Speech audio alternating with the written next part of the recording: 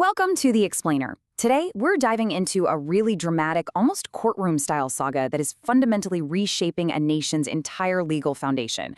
We're looking at the massive transformation of South Korea's criminal justice system, specifically zooming in on the pivotal year of 2026. And honestly, this isn't just about passing some new law. Actually, scratch that.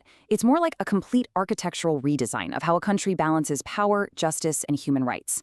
We're going to look at the intense crisis that forced this change, the fierce ideological battles around it, and this brilliant proposed structural solution that's intended to guide Korea's judicial future. Okay, let's jump right in. To really understand the proposed solution, we first have to understand the pain of the problem. So imagine you're reading this harrowing quote from August 2026. If the police miss the criminal evidence, isn't that the end of it? That right there captures the real-world despair of crime victims on the ground. At that time, a massive legal shift had completely abolished the prosecutor's right to conduct supplementary investigations. Now, the intention was to reduce the power of prosecutors, but the immediate reality? It was pretty rough. Victims suddenly found themselves facing a system where if the police closed a case or just missed a crucial detail, there was seemingly no one left to double-check the work and fight for them. And that despair was rooted in a severe structural crisis.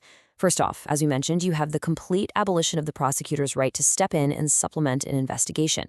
But compounding that, a strict new 3-month limit was placed on victims who wanted to appeal a police decision not to refer a case to court. Think about that for a second. Imagine being a victim, totally without legal expertise, and having just 90 days to analyze a dense police report, get legal advice, and file a formal appeal. It's a massive, almost insurmountable hurdle. As a result, the system experienced severe investigation delays, a total loss of legal oversight, and a terrifyingly high risk of what the legal community started calling buried cases, crimes that simply slipped through the cracks because the police had an absolute monopoly on closing them. So this created a really fierce political trap. On one hand, you have the new police monopoly, which is plagued by the delays and buried cases we just talked about. On the other hand, the reaction from some politicians was to push for what they called prosecutor restoration. They basically argued, hey, let's just give all the direct investigation powers back to the prosecutors. But critics quickly pointed out that this was just political whiplash. Reverting to the old system meant returning to an era where prosecutors held both the power to investigate and the power to indict.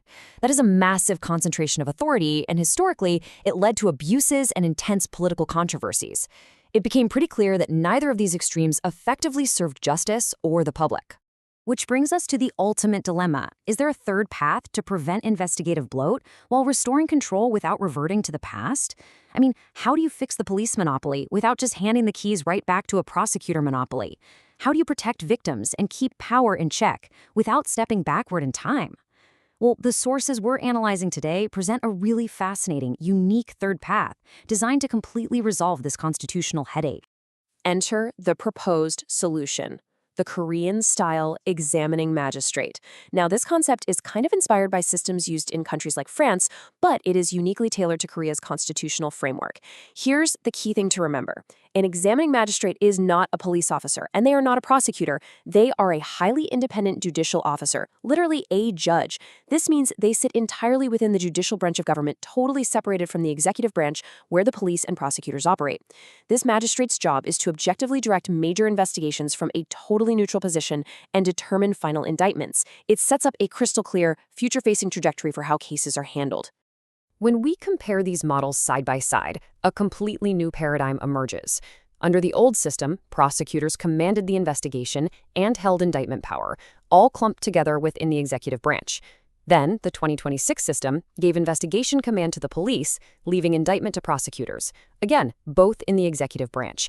That's what led to the friction and buried cases. But look at the magistrate model. Investigation command is moved completely out of the executive branch and handed over to the examining magistrate in the judiciary. Meanwhile, the prosecutors retain their role as the indictment authority. By shifting the initial command to a neutral judge, the goal is to instantly strip away the political and administrative biases that really drag down the previous models. What this creates is what the research calls an ironclad tripartite balance. It's essentially a three-way standoff intended to perfectly protect the rights of the citizen. At the top, you've got the examining magistrate, providing neutral judicial command over the investigation. Below them are the powerful investigation agencies. The actual groundwork is executed by specialized agencies dealing with national security, serious crimes, and high-ranking corruption, specifically the NSI, SCIO, and CIO. But here is the major structural pivot. the Public Prosecution Office is completely stripped of direct investigation rights, but they are given the exclusive power to review and request warrants. So let's walk through exactly how this brilliant double-check system operates in reality. Step 1. The examining magistrate commands the agencies, like the NSI or CIO, to investigate a major crime. Now, let's say they hit a point where they need to search a suspect's home or make an arrest. Under Step 2, the magistrate cannot just issue a warrant themselves. They actually have to apply to the Public Prosecution Office. Then in Step 3, the prosecutor acts as a completely detached, objective legal reviewer. They rigorously check the magistrate's request for any human rights violations or lack of evidence. Only if the prosecutor approves do they exclusively request the warrant from a totally separate warrant judge. This right here is an absolutely crucial safeguard. The magistrate cannot execute a single search or arrest without the prosecutor's warrant approval. It completely prevents the examining magistrate from becoming some sort of all-powerful dictator of investigations. This mechanism is actually rooted deep in Article 12, Paragraph 3 of the South Korean Constitution, which mandates that warrants must be requested by a prosecutor. So, by having the magistrate plan the investigation, the prosecutor review the legality of the warrant, and a separate judge issue it, the system creates an impenetrable shield around the rights of the citizen. Every powerful entity is keeping the others in check. To really appreciate how revolutionary this proposal is, we kind of have to look back at the historical legal battles. Back in 2021, the Constitutional Court was fiercely divided in a 5-4 split over who exactly gets to wield investigative and warrant powers regarding the CIO law. It was a massive ideological clash. Then, in 2023, the court made a landmark ruling. They stated that how investigation power is distributed isn't actually hard-coded in the Constitution. It's entirely up to the legislature to decide. That paved the way for 2026, where the magistrate system was proposed. And it wasn't just a temporary fix. It was designed as a permanent, future-facing resolution to years of exhausting political and legal warfare. And that brings us to the ultimate climax of this legal journey, 9-0. The sources project that this examining magistrate model is so legally well structured that it achieves what was previously thought totally impossible, a unanimous 9-0 approval from the Constitutional Court. So how in the world does a system achieve unanimous constitutionality in such a polarized environment? Well, the sources argue it perfectly threads the needle between two opposing constitutional viewpoints. It satisfies the conservative minority of the court because the power to request warrants remains strictly in the hands of the Unified Public Prosecution Office, which keeps investigative agencies from running wild.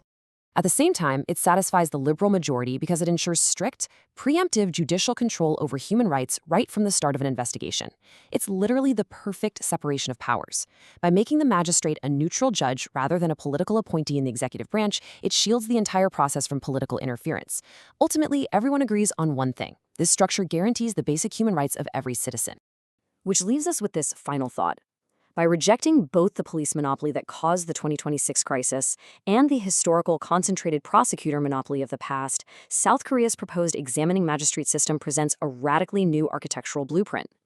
Having entered an era of perfect separation of powers, where investigators like the NSI and CIO, the warrant-requesting prosecutors, and the commanding magistrates all hold each other strictly accountable, what will this next generation of justice actually look like in practice? It's a fascinating question, and for sure one that sets a compelling example for democracies all around the world. Thank you so much for joining me on this explainer. I hope this deep dive into the architecture of justice has been as eye-opening for you as it was for me. Keep questioning, keep learning, and I'll see you next time.